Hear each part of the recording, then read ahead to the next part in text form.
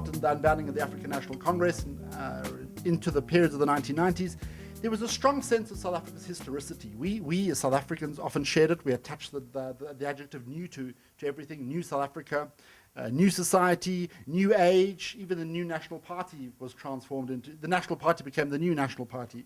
There was a sense that we were breaking with the past. There was a fundamental breach with the apartheid past, and that we were entering into a new unprecedented future. But I think we've lost that sense of the importance of the South African project, of how historically significant it is. And partly it has been because I think moving into that post-apartheid future is proving to be very, very difficult. There's almost a sense that the past is very, very sticky, that we're not making much progress. But then, and this, I think Phil Bonner gave a magisterial lecture last night, there's a sense of actually, the problem is we're operating from a whole range of perspectives, what he calls a vertical view, or a top-down view, looking at certain quanta, GDP, Gini coefficients, demographic data, a sense that actually we're really struggling to make progress.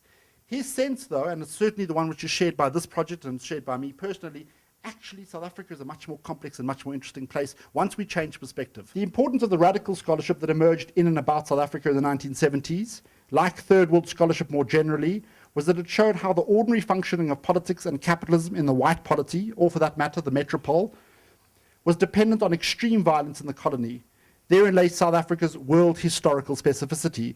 The metropole and the colony were in the same territory. On these terms, post-apartheid modernity, like post-imperial modernity tout court, involves drawing spaces of violence more and more into the realm of legality and justification. This is what I'm thinking is the promise of post-apartheid. It is in this context that sites like Roodepoort are important. And this is how I want to start thinking about Roodepoort. Not as instantiations of some abstract notion of globalization or some abstract notion of the gated community. To see in them simply a middle-class phenomena, or worse, another artifact of globalization, is to obscure their social significance. We have to see them in relationship to the particular character of the South African state and the project ongoing. Townhouse complexes in Roodepoort constitute spaces of what I'm calling horizontal modernity. I think Phil Bonner would rather talk about it as modernity from below. To paraphrase an idea from Carlos Forment, who's an Argentinian scholar at the New School. That is, there are attempts to constitute spaces of order, what the French would call constitute spaces of the cité, a sense of citizens and citizenship, of subjection to an agreed common set of rules and behaviors. Not under the spaces of the cité, not under the auspices of the constitution or the state at large. Therein lies their innovation and their resemblance to civic associations and neighborhood organizations in the informal settlements of Zandspruit, around Greater Johannesburg, Mangaung and Welkom, in Lagos, in Nairobi, and also in New Delhi.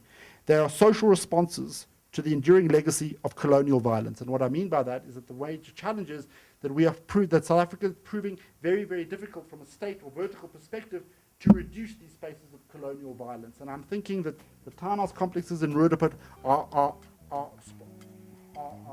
social responses to this general state of colonial violence, to constitute mini leviathans almost in response to the inability of the state to do it more generally.